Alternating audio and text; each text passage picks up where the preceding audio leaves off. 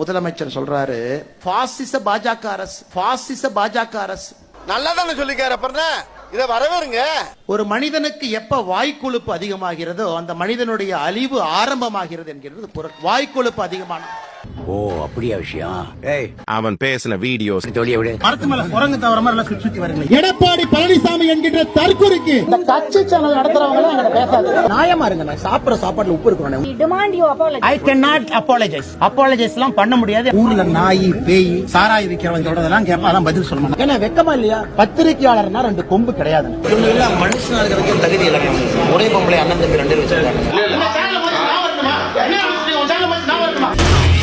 உனக்கு வாய் ஜாஸ்தி. உனக்கு தெரிஞ்சு போச்சா? ஒரு மனிதனுக்கு எப்ப வாய்க்கொழுப்பு அதிகமாகிறதோ அந்த மனிதனுடைய அழிவு ஆரம்பமாகிறது என்கிறது பொருள். வாய்க்கொழுப்பு அதிகமான யாருக்கு?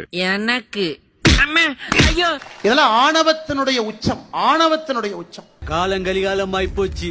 நாங்க சொல்ல வேண்டியதெல்லாம் நீ சொல்லி. தென் சென்னை தொகுதியினுடைய பாராளுமன்ற உறுப்பினராக இந்த முறை தமிழிசைக்கா வந்திருக்கணும். வேணாண்டா, புண்படுத்தாதீங்க. சரி ரொம்ப மனசுக்கு பயமா இருக்கு. வெற்றி என்பது தாமதப்பட்டிருக்கிறதோ தவிர வெற்றி என்பது வராம போகலைங்கய்யா. தாமதப்பட்டிருக்கிறது அவ்வளவு. என்னென்ன சொல்றான் பாருங்க. கம்பி கட்டுற கதையெல்லாம் எடுத்து போடுறாங்க. இந்த கட்சியை பொறுத்தவரை அண்ணாமலை தொடர்ச்சியாக இருக்க மாட்டான். மறுபடியும் மூலம் சொல்லுங்க. இந்த கட்சியை பொறுத்தவரை அண்ணாமலை தொடர்ச்சியாக இருக்க மாட்டான். அவரே சொல்றாரா? Very good very good. இப்படி வேலையை விட்டு தூக்கிட்டாங்கன்னா என்ன பண்றது? லே ஆஃப்னு பேசிக்கிறாங்க. லே ஆஃப் பண்ணா பண்ணட்டும். லே ஆஃப் பண்ணா பயம் இல்லையா? எனக்கு என்ன பயம்?